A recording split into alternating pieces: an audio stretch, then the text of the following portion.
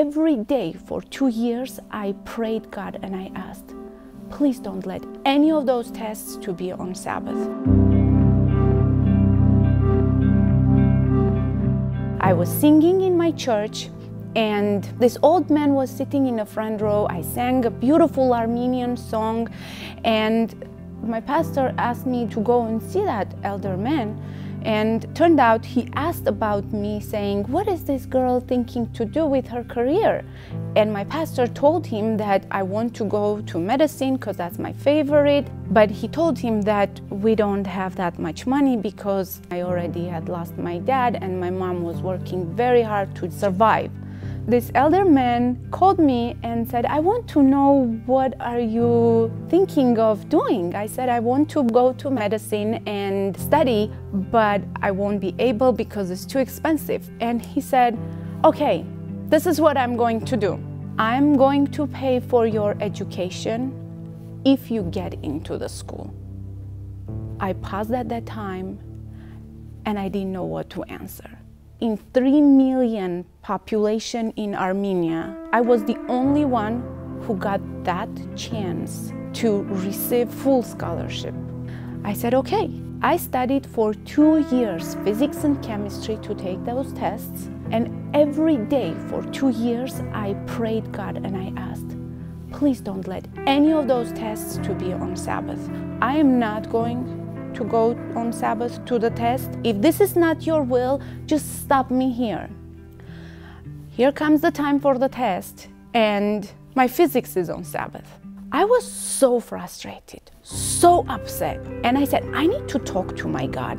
I kneeled down and I said, okay, here I am, your daughter. For 2 years, every day I asked you and I begged you not to let the test to be on Sabbath. I want you to talk to me. I want you to explain to me what is going on. Because I'm still not gonna go on Sabbath, but I want you to explain it to me. Why in the world you're letting this to happen? And I said, I'm not getting up from this floor until you answer to me. And I tried my mind so hard to keep it down so I won't hear my own voice, but I will hear God's voice. So I'm sitting there and I'm like, not getting up. At that moment, very quietly, I heard the voice, continue studying. I shivered and I said, if that's your voice, I want to hear it again. Second time, very quietly, I heard again, continue studying. I said, that's it. I got my answer. I don't know what is going to happen, but I got it. I got up, clicked my knees, and came out. My friend called me and she said, hey, how are you? What's going on? Did you find out about the dates? I said, yes. And my physics test is on Saturday and I am not going. You are crazy! This is nonsense! When are you gonna get yourself together? I said, you know that that's my decision and there's no way I'm going to change that. And her father was sitting next to her and hearing what is going on in our conversation. And he said, listen, Armenia just started getting the law about minorities, and your church is a small church and you should get your situation into the Department of Education. Maybe they will let you take the test another day. I said, okay, that's an idea. We can work with that. So I called my pastor and I said, this is what's happening. My test is on Sabbath, but I just heard that we can go through this path. We wrote a letter and together went to visit the director of the education department in Armenia. I still remember that meeting so well. He looked at my pastor, he looked at me and he said, are you guys Jewish? We said, no, we are Armenians, but we follow this commandment and I want to become a student in this school, but here we go, my test is on Sabbath and I would ask you kindly if it's possible to change the date to another day of the week. So after several times of reading that letter, he said, This is not something that I can just like this answer to you. I need to sit with the committee and discuss. We said, okay. So not that only about Sabbath learned the director of the education department of the government, but the whole committee learned about it.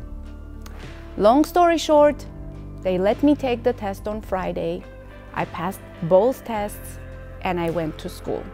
I called the pastor who told me that if I get the tests, I can call him and he will pay my education. I called him and I said, "Do you remember me?" He said, "I don't." My heart stopped there. But he continued and he said, "But if I promised you, I'm going to do it." And with several other people, they paid for my education for over 7.5 years. This experience taught me that when you stand with God, He will 1000% stand with you. Don't be scared. If you like something to go and study, do it. Ask for the blessings. Put your effort in and stand with God. That will be your choice. That will be your decision, but do it with God. That was my decision, and He blessed me, and He's still continuing to bless me. My name is Sonya Fargo, and this is my story.